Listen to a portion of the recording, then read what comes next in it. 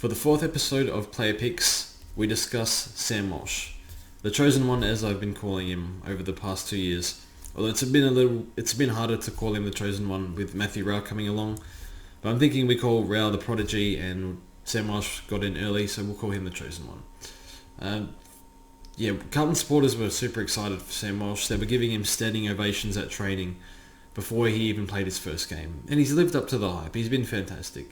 He did struggle a bit early in 2020, but he admitted he just wasn't playing towards his strengths, had a lot of expectation on himself, and made some adjustments, just going back to his strengths, which was endurance, so basing his game off that, a lot of gut running, and played pretty well. After the bye, he averaged 118. In his last three games for 2020, he scored a 119, a 160-ish score and an 80-ish score. So that was with getting a little bit of inside mid-time. And before that he played almost predominantly wing. In fact he played predominantly all wing. So he wants to play more inside mid. That's what there's an article on Carlton's website in the preseason. It's pumping his tyres up, of course, because it's Carlton website, but it's clear he wants to play a bit more inside mid, and it could be a Josh Kelly type of setup where you play both. I was looking at who plays on the wing for Carlton, and I think it's Jack Nunes can play wing. Tom Williamson played a little bit of wing, I think, and somebody else I can't remember. Cunningham, that's the one. He played a bit of wing as well, and I think maybe Murphy can play on a wing. I'm not sure. So I'm not sure what their setup is exactly, but it looks like they have players that can play on a wing and be as part of that rotation. So Sam Walsh can play on the inside, but played phenomenal on a wing, scored okay on a wing actually, and even better playing inside mid. So 543k, this pick has got me really curious because we've seen the work ethic, the talent. Can he break out in his third year? It's very hard to... We've seen that. Some might say he's already broken out in the second half of the year, but we need to see it in full season.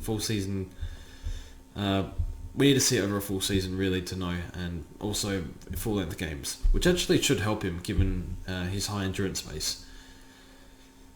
I'm thinking about this pick a lot, and we'll do the risk assessment in a second.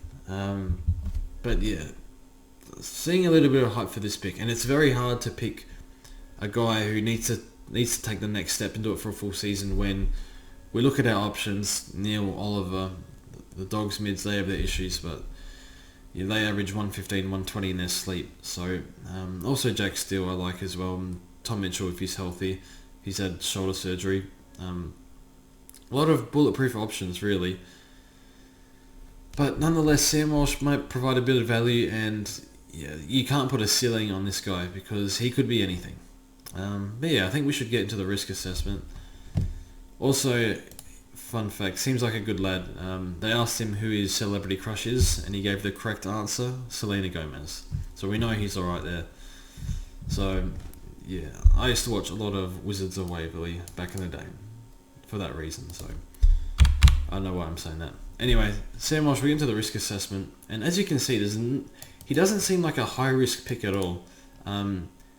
It's more or less whether he takes the next step or not. So it seems like if you start him, he's probably not going to hurt you that bad if he doesn't go too well, because he's too good to play bad, really. Even though he struggled in 2020, he's only going to get better, you would think. So, and he showed it in the second half of the year. He figured out what he was doing wrong.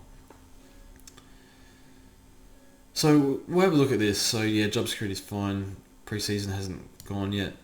Is he injury prone? No, not at all. Fantastic discipline. Played every game so far. So really impressed with that. Is this player in his prime? And this more or less affects his ceiling. At early ages. At older ages, it's more durability where the issues come in.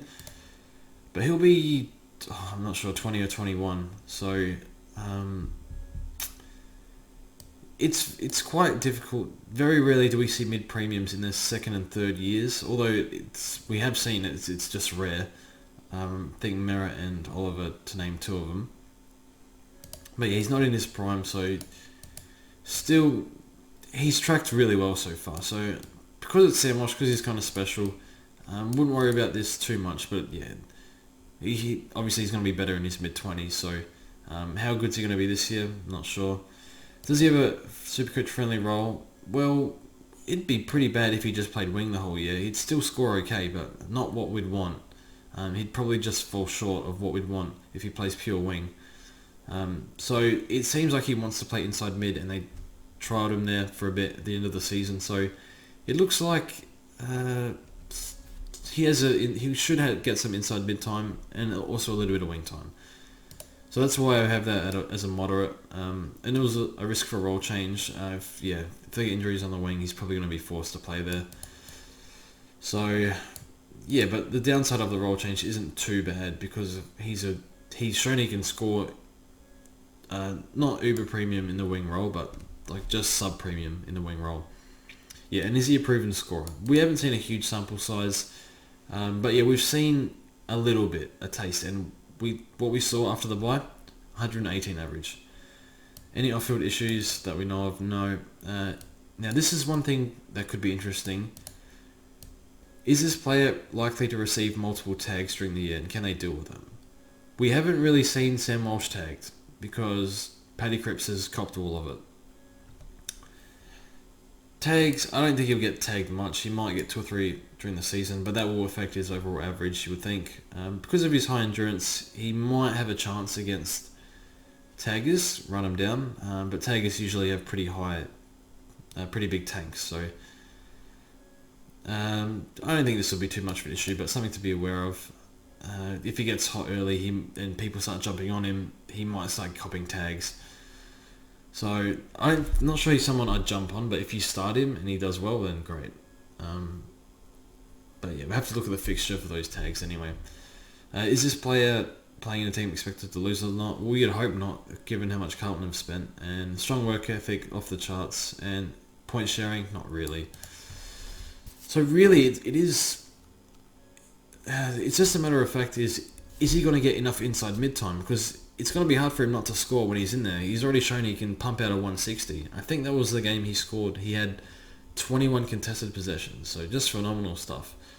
But yeah, Sam Walsh, the chosen one. Will I start him? I'm very tempted. I don't think I can do it. I have Rao at the moment. I don't really want to go with Rao and Walsh. But nonetheless, I can see why you'd want to start this pick. And if he gets full inside mid time in the preseason and he just pops off, I might be down for this pick. So see how much inside mid time he gets during the preseason. But yeah, it seems like a low downside sort of pick, but just a question on his ceiling in his early stage of his career.